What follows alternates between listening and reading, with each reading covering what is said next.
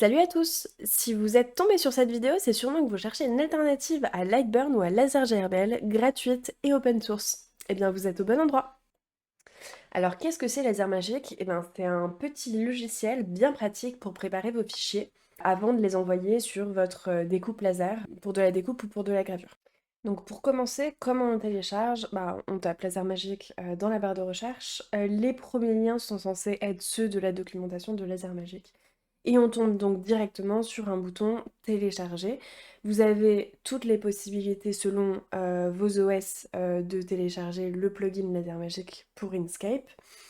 Et vous avez une autre manière avec le petit onglet installation où vous pouvez enregistrer selon Windows ou selon Linux. Donc on se retrouve dans Inkscape où vous avez plusieurs fenêtres dédiées à Laser Magic. Donc dans Extension, Exporter, Export Laser ou dans Laser, Prépare Laser et Update Laser Magic. Donc première chose à faire, on update Laser Magic. Il a un automatique update mais ça permet de toujours être à jour. Et là on se rend compte qu'on est bien à jour. Maintenant on va explorer comment on va pouvoir travailler le design qui est sur Inkscape et comment on va réussir à travailler nos différents paramètres pour avoir le rendu qu'on veut avec la gravure et la découpe.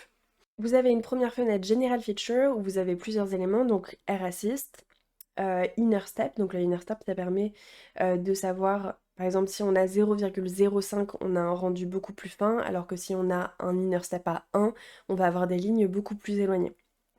On a également un straightness qui permet d'avoir des courbes plus ou moins arrondies. Donc là, on peut voir que on a différentes qualités de courbes. On a le algo fill avec plusieurs variantes de manière d'imprimer la gravure. Et on a le output fill. Donc on a une petite fenêtre qui permet d'accéder à ces fichiers, de donner un nom à notre test, test.ngc, ne pas oublier d'appliquer les paramètres et on aura notre fichier prêt à être envoyé à la laser.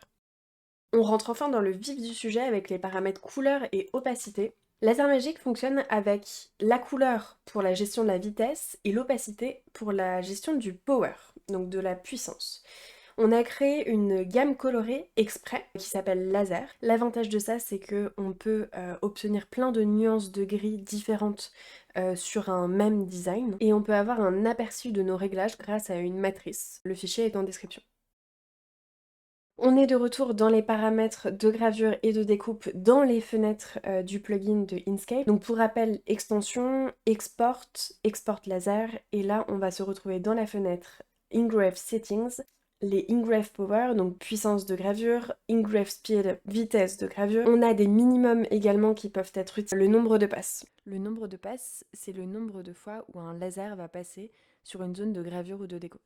Donc là, je vais remplir ça tranquillement. On va faire la même chose avec le cut, c'est strictement les mêmes paramètres, donc je les refais pas. Ensuite, on a différentes choses dans mode preview. Donc on a le preview et le preview image. Le preview image permet tout simplement d'avoir un aperçu de ce qui va être gravé et découpé. Donc par exemple, on met un petit nom avec .png et on peut voir que par exemple ici, il y a des découpes qui ont été oubliées.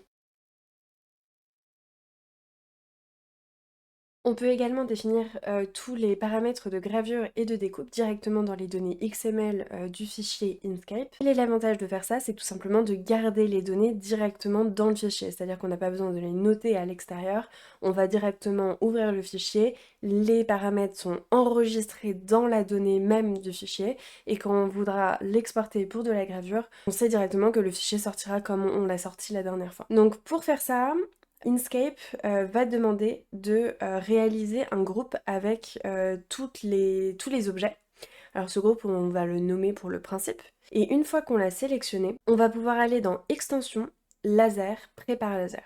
Et là, on voit qu'on a une série de paramètres qui s'affichent et on va pouvoir remplir comme on l'aurait rempli avec la fenêtre qu'on avait tout à l'heure. Il faut savoir que les données qui sont écrites dans le XML écrasent ce qui est écrit dans la fenêtre qu'on a ouverte tout à l'heure. On retourne dans Extension, Export, Export Laser et on applique les paramètres pour exporter le fichier.